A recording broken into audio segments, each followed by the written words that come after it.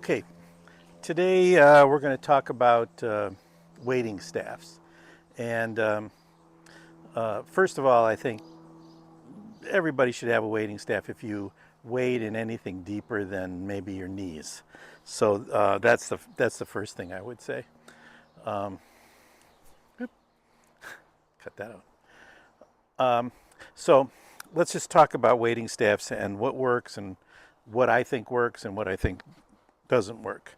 The wading staff I use, I always have my wading belt on, and in the back here is my wading staff. I've had it for maybe 10 years.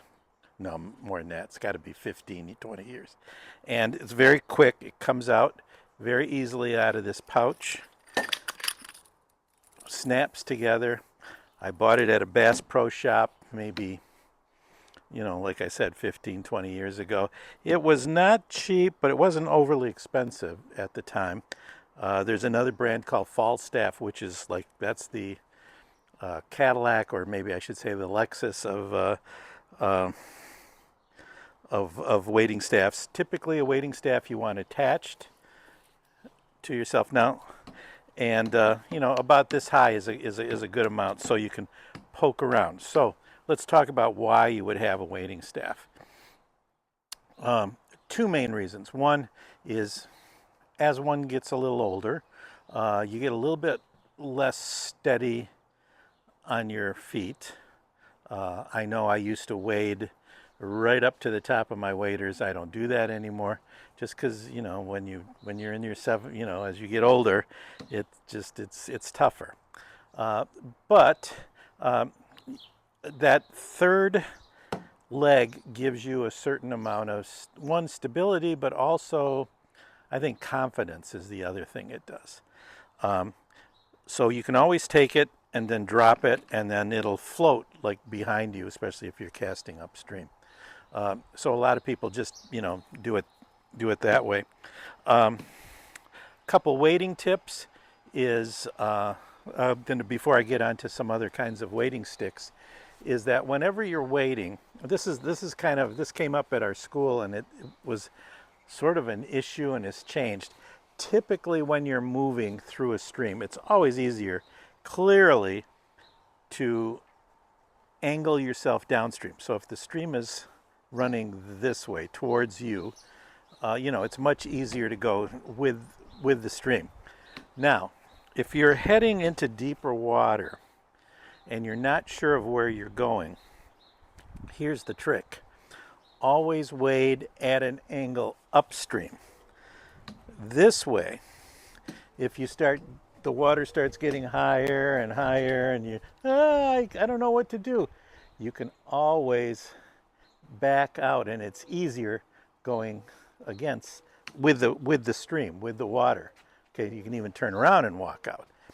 I've been in situations where I'm wading and the water's getting deeper, and I'm going, remember the water's moving this way, and I'm up to my waders, and I go, oh my God, this is a little too deep here.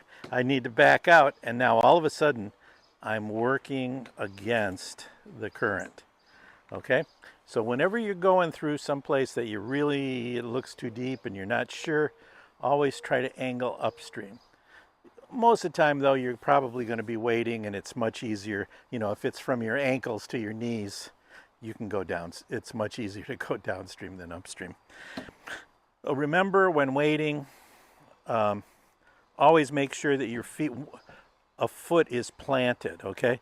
Like when you walk, you're actually on a tiptoe for a second, and then your foot comes down, so you're not planted quite as well.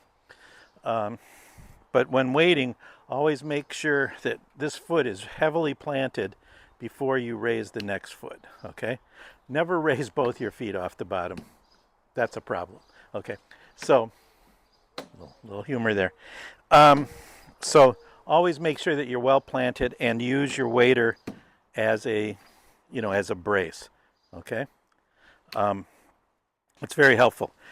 If the water is running this way, think about what your wading stick is going to do.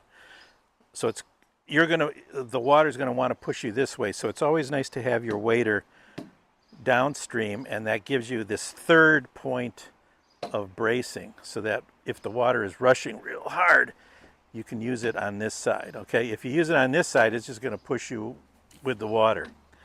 It sounds dumb, but it's always good to think about that stuff before you actually end up in the situation. So let's talk about wading sticks. This to me is the way to go. Something small. It's relatively small. You have a pouch for it. It's out of the way when you're casting. You know, most of the time you're not going to be using it. See, I'm showing you how easy it goes in. There you go. Okay, and then I just keep it around the back, and it's not an issue. Other kinds of wading sticks. There's some people that use these PVC pipes.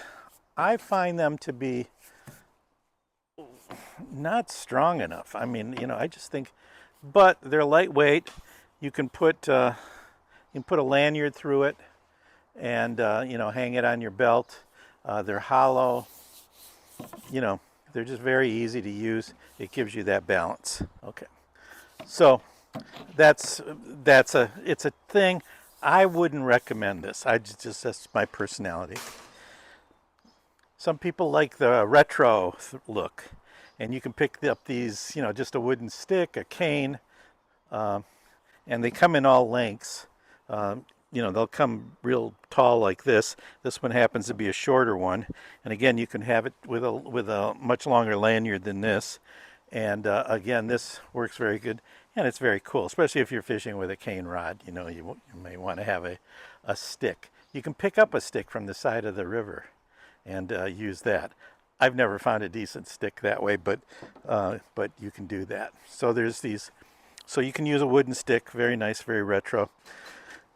There's a number of wading sticks, or some people use these walking sticks that are adjustable. You know, and you can make them different heights. You know, see, I can make this one longer. But they don't break down real easily. This one, I forget exactly even how you do this. I forgot, my wife uses this one. I don't even know how to take it apart, but there's a way of taking it apart. It's a very complex method, and it's quite, see, each section is this big. So it's not like a little pack like this is.